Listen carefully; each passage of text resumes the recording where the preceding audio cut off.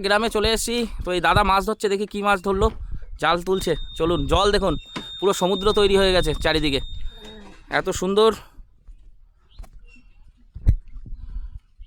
চলুন দেখি জাল থেকে কি মাছ ওঠে। চারিদিকে শুধু জল আর জল, আর এদিকে পাটকাঠি, আর এদিকেও দেখুন পুরো বিল। আর জালে কি ওঠে চলুন দেখি।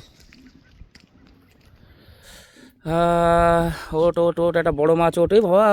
ও তো সব দেখছি সেই ছোট ছোট কাতলা টাতলার বাচ্চা আছে। পুকুর টুকুর ডুবেছে মনে হচ্ছে। হ্যাঁ, পুকুর ডুবেছে, যা ওঠে ওই সবই ছোট মাছ। জাপানি পুঁটি কই? হাড়িতে আছে? হ্যাঁ, ওগুলো এমনি পুঁটি, জাপানি পুঁটি বলছে। বাচ্চা নাকি? হ্যাঁ তাই তো, দেখুন। না না, জাপানি পুঁটি বিলের থেকে না বেরোক।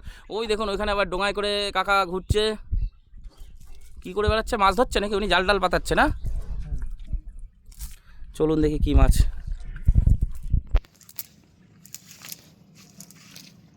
ছোট ল্যাঠা, এই যে দেখুন বাচ্চা পুঁটি, এগুলো দেশি।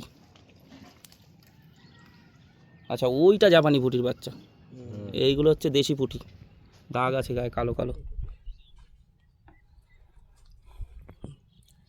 দেখুন। এই দেখুন, ওইটা জাপানি পুঁটির বাচ্চা। অ্যাকচুয়ালি ওই পুকুর টুকুর চারিদিকে ভেসে গেছে, সেই সব মাছগুলো এখন বিলে চলে এসছে। তো এগুলো এখনও বড় হয়ে পারেনি, সবে হয়তো কেউ ছেড়েছে সেই সব মাছ। কিছু করার নেই, যা বৃষ্টি।